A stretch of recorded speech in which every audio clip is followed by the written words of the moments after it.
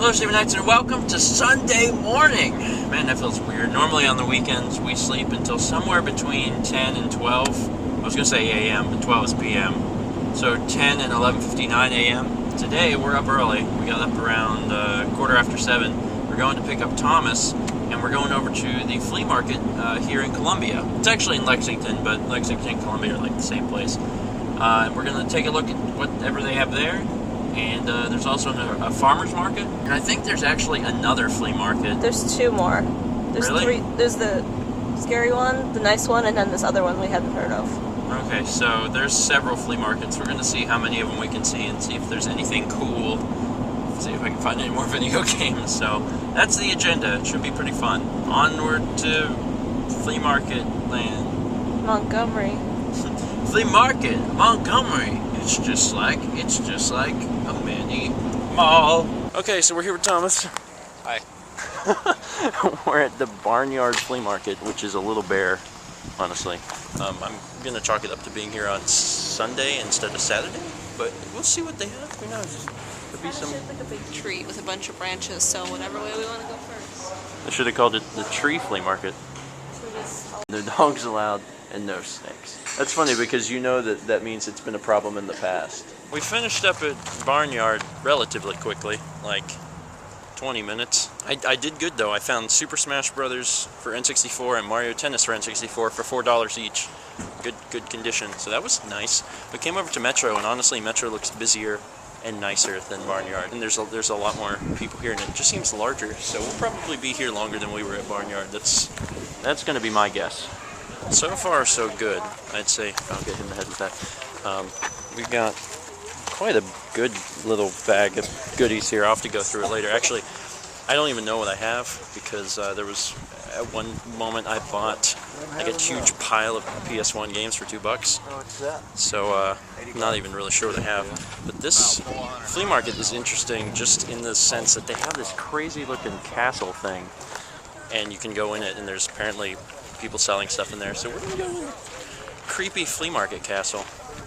Maybe there'll be more video game deals. I'll go over all this later because there's a lot of stuff. I absolutely had to blog this. Take note, Satan loves it when you steal. You or a family member will suffer greatly for stealing my fish tank. I'll pray for your sinful soul. I'll be looking out next time with a trap. What the heck?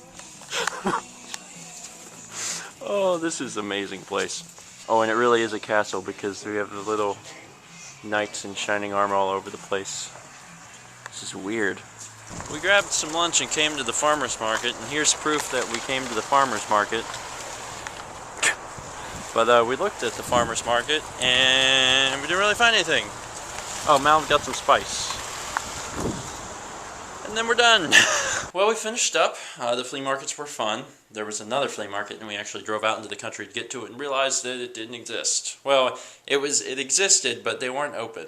I think maybe they weren't open on Sundays anyway. We took Thomas back to his apartment and talked for a little bit, and now we came back, and I decided I should probably actually show you guys what I got today, since you don't know. I did pretty good, I think. Actually, I know. I know for certain that I did pretty good, but I want to show you guys my haul, my flea market haul. First thing I found was Smash Brothers and Mario Tennis, $4 a piece. It's pretty good. It's pretty good. I mean, Smash Brothers is worth more. I think Mario Tennis is worth a little more too. This is easily like $20, $25. And I used to have a copy of Smash Brothers, but some of my N64 games got stolen, and it's very sad, but Smash Brothers was one of them. So now I have Smash Brothers again. So Smash and Mario Tennis, so $4 a piece, $8. I have this game. I got it with my Super Nintendo system, and mine's in perfect condition, but they wanted $10 for the cart, and the cart was in really, really great condition. And I was like, I'll do it. So I did $10. In retrospect, I either wish I wouldn't have got it, or I wish I would have haggled for like $8 or something, because I really don't need it. But now I have a copy of Donkey Kong Country, so I'm going to try and figure out something to do with this, because I don't need an extra copy. So I'll either sell it or come up with some kind of cool giveaway or something. I don't know. Moving on, there was a cartridge called On the Ball. It has some stickers on it, but that's easily taken off, so it's not too much of a problem. On the Ball was only $4 and is worth more than that. Tetris 2 didn't have this, and it was only $3, so grab that. So all of that together is $25, unless I've done my math wrong, but I believe it's $25. So, what is very exciting, is this stuff. I got, some of you are like, what the crap? I got Siphon Filter, Grand Theft Auto 2, Need for Speed Hot Pursuit 3, Madden 2002, NBA Shootout 2004, NASCAR 2001, NFL Game Day 2003, Madden 2004, Pong, Pitfall 3D, and Swing Away Golf for the PS2, and the Siphon Filter Player's Guide for $2. Some guy was like, man, I want to get rid of all that. I just you can have it all for $2. And I was like, okay. I mean, it wasn't, none of these were games in particular I was looking for, but the thought of getting, how many games is that? 11 games? 11 games. And a player's guide for $2? You can't beat it. Like I said, I wasn't really interested in any of them in particular, but I do like Grand Theft Auto 2, and Need for Speed might be okay on PlayStation. Otherwise, it's a bunch of sports games, and, you know, some of them are missing the cases and are kind of gross, but, yeah. I don't think it was too bad. We also got Pong and whatever the heck Swing Away Golf is. So yeah, I spent in total $27 today and wound up with a pretty good amount of games, in my opinion.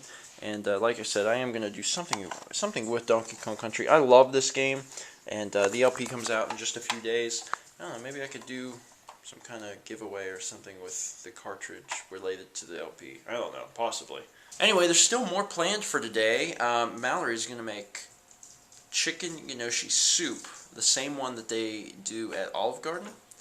But before we can continue, we're going to have to take a nap, because we got up early and we didn't get enough sleep last night because we were playing Left 4 Dead 2. Holy cow, that was a much needed nap. 2 hours.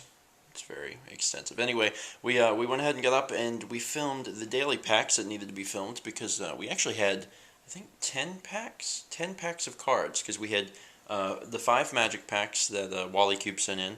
We had 3 Pokemon packs between METC 500 and DP Static, and then we had 2 Yu-Gi-Oh packs that William had sent in, I think maybe a week or 2 ago. So we had 10 packs that needed to be filmed, so we got them filmed, and those will start coming out tomorrow. For the record, there are 15 episodes left of Daily Pack in the reserve right now, the queue, so I believe that will be good until like the 24th or 25th of October.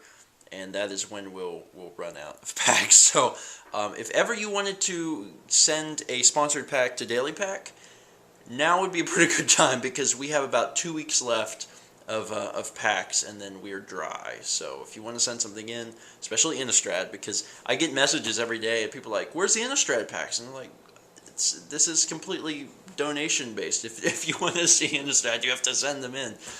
So I just kind of assume that everyone is busy playing the set, you know, buying the Innistrad packs themselves. They don't want to send any in, which is fine.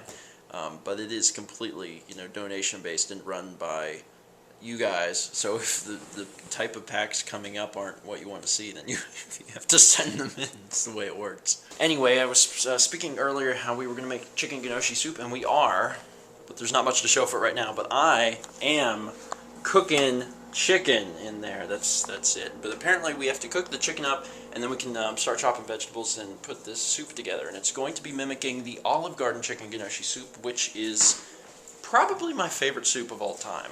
Maybe that might be a stretch. Probably my favorite chain restaurant soup. That's probably more accurate. The chicken just finished up, and we've already started on the other part of the soup. But man, I had to share this. I had to share this. This chicken is so good. So good. It is so moist, and whatever video you're seeing is not going to do it justice, but I wanted to share what kind this was. We got this at Sam's, and it's called Daily Chef boneless, skinless chicken breast with rib meat. They take a while to cook. We cooked ours for 45 minutes, but holy crap. And it's so tender. I tried a piece. It's awesome. Anyway, we're working on the soup. There's a bunch of stuff going in there. Stuff I don't even know. Anyway, what we're going to do is, because we like to share the recipes, we actually got this recipe online.